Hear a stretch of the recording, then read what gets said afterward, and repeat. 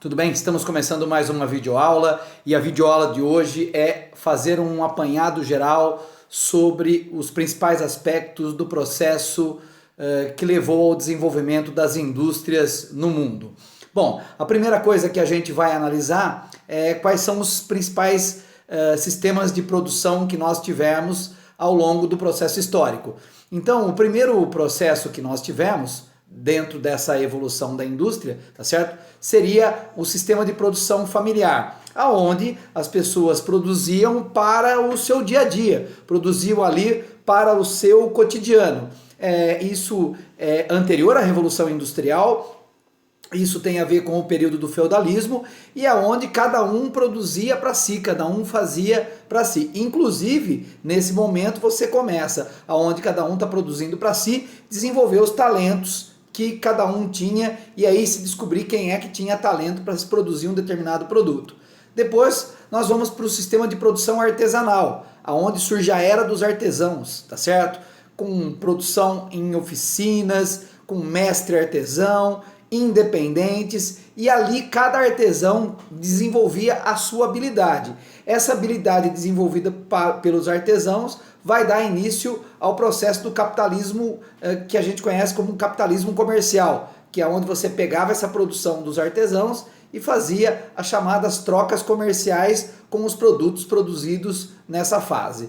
Depois, em meados do século XVIII, a gente tem a era da chamada Revolução Industrial. Chega ao fim a era dos artesãos e começa assim a chamada Revolução Industrial. É a troca do trabalho do homem pelo trabalho da máquina. Inclusive essa imagem que nós estamos vendo aqui é uma imagem muito famosa de uma criança aí num tear, que seria uma das bases da Revolução Industrial.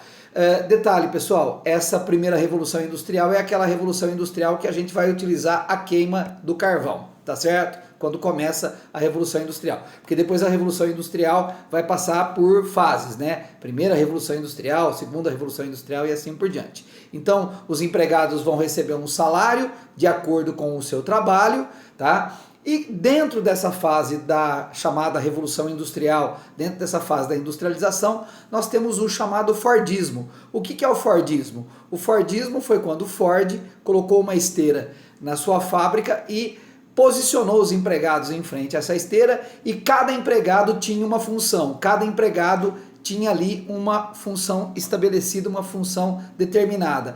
Isso aumentou vertiginosamente a produção industrial e deu origem a uma nova fase da indústria, que nós conhecemos com o nome de Fordismo. Depois vem nessa fase também o chamado Taylorismo, tá? Que é aquela que o sujeito, um engenheiro chamado Taylor, tá certo? Ele vai pensar o sujeito sincronizando os movimentos dentro da fábrica. Por quê?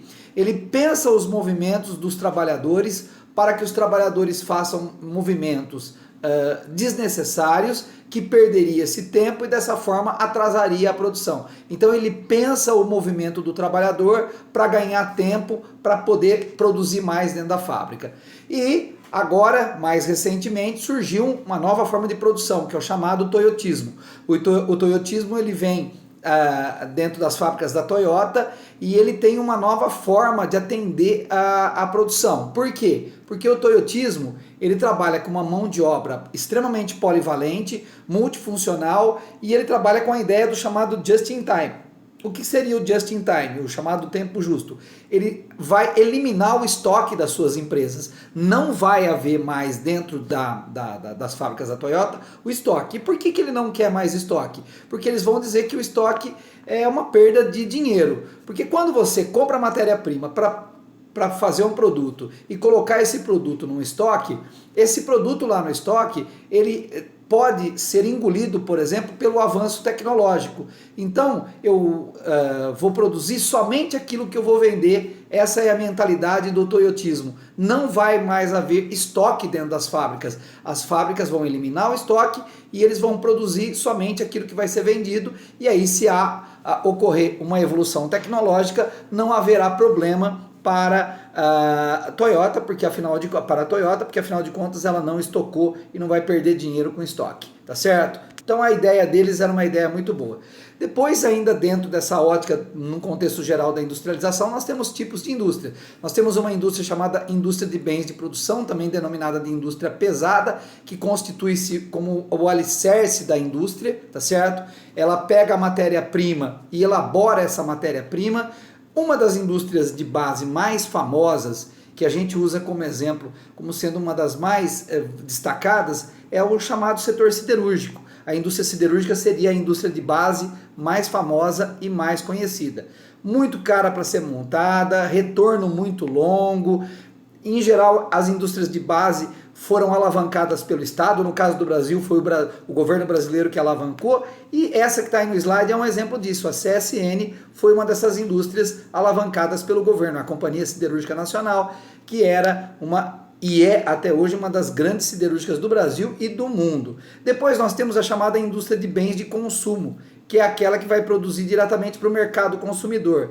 Geralmente elas estão próximas do mercado consumidor e dependem muito do mercado consumidor. Aliás, dentro dessas indústrias nós temos os chamados bens de consumo duráveis, que é o caso, por exemplo, do carro, e um bem de consumo não durável, que é o caso, por exemplo, da indústria alimentícia, que tem data de validade. Depois, quando a gente olha o processo de indústria, as indústrias tendem a formar monopólios. Na verdade, monopólio é até proibido dentro dos países por causa das regras internas de cada país. Mas as empresas acabam se disfarçando e não sendo um monopólio direto, mas um monopólio indireto, que são os chamados oligopólios, que são conjuntos de empresas que de alguma maneira se juntam para combinar preço e para disfarçar o que seria o monopólio. A primeira forma de se analisar isso é o cartel. O cartel é quando um grupo de empresas se junta, tá certo? São empresas independentes, elas se juntam e combinam o preço descaradamente. Um cartel mais famoso que nós temos dentro do mundo é o cartel da OPEP, que são os países que produzem petróleo, que se juntam e combinam o preço do barril de petróleo. Depois nós temos o trust, tá? que é quando a empresa elimina a ideia de independência e faz uma junção, formando uma única empresa. O trust é quando juntam-se as empresas e forma-se uma única empresa, isso de forma legal, isso de forma legalizada. Depois nós temos o holding. Holding é quando você faz isso através do mercado de ações. Então você vai lá, compra as ações e através do controle acionário você vai se tornando dono de várias empresas e assim formando um monopólio. Bom, dentro da chamada indústria, nós tivemos as chamadas revoluções industriais. Nós passamos por várias revoluções industriais. A primeira revolução industrial é aquela ali que acontece entre o século XVIII e XIX, ela vai acontecer na Inglaterra e ela vai ser baseada na energia produzida pelo carvão. A primeira revolução industrial ela é tocada pela queima de carvão, é o desenvolvimento da máquina a vapor. Bom, quais setores estariam ligados a isso aí? O setor têxtil, o setor siderúrgico são os setores mais importantes dessa fase ligadas a esse tipo de indústria. Aqui nós temos uma indústria clássica desse período da chamada Revolução Industrial. E acontecem as transformações. Dentro dessa transformação, a gente vai ter a divisão, né, das chamadas classes sociais. De um lado, você vai ter a burguesia dona dos meios de produção, do outro lado, o proletariado fabril. Começa-se aí o chamado proletariado. E um detalhe muito importante, o desenvolvimento, tá certo, das cidades e a grande e importante fase do chamado êxodo rural, quando as pessoas começam a deixar o campo e começam a se deslocar para as áreas urbanas. Depois nós tivemos a segunda revolução industrial, que vem entre o 19 e o 20, tá certo? Essa já veio pautada pelo petróleo e pela eletricidade, e junto com isso o desenvolvimento do motor a combustão e do automóvel. É nessa fase que Ford ganha grande destaque, que Ford cresce de maneira vertiginosa, aliás, tudo isso acontecendo dentro dos Estados Unidos. E depois nós temos a chamada terceira revolução industrial, que vai acontecer depois da Segunda Guerra Mundial, que é quando a gente vai estar pautado pela ciência e pela tecnologia. A terceira revolução industrial, que vem aí pós Segunda Guerra Mundial, tá certo? Ela vem pautada em cima de setores como biotecnologia, química fina, informática e robótica. Essa fase é uma fase muito importante. Opa, gente, essa fase é uma fase muito importante do processo de industrialização. E quem estaria enquadrado, encaixado dentro dessa fase seriam as fábricas da Toyota e a sua ideia básica do chamado estoque zero. Para a gente ir finalizando, dentro dessa fase, a gente vai ter uma produção fragmentada e espalhada pelo mundo, tá? Isso é uma das grandes características da indústria atual, e a globalização, que tá nesse contexto também, desse desenvolvimento da indústria agora, na chamada terceira revolução industrial, a gente vai ter o papel importante, o papel muito destacado dos Estados Unidos, que vai homogeneizar não só a questão da produção, mas a questão da cultura, a questão da sua influência, tá certo? Dentro do mundo inteiro. Os Estados Unidos é uma referência nesse novo modelo de industrialização dentro da terceira revolução industrial. E a gente vai ver uma coisa interessante, que os países pobres, eles vão ter baixa competitividade porque eles vão ter falta de mão de obra especializada. Inclusive, com baixo investimento em educação, não se tem um desenvolvimento de novos produtos dentro dos chamados países pobres,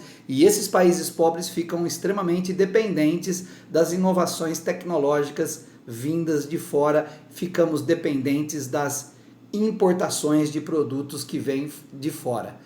Vamos parando por aqui, obrigado, a gente se vê numa próxima.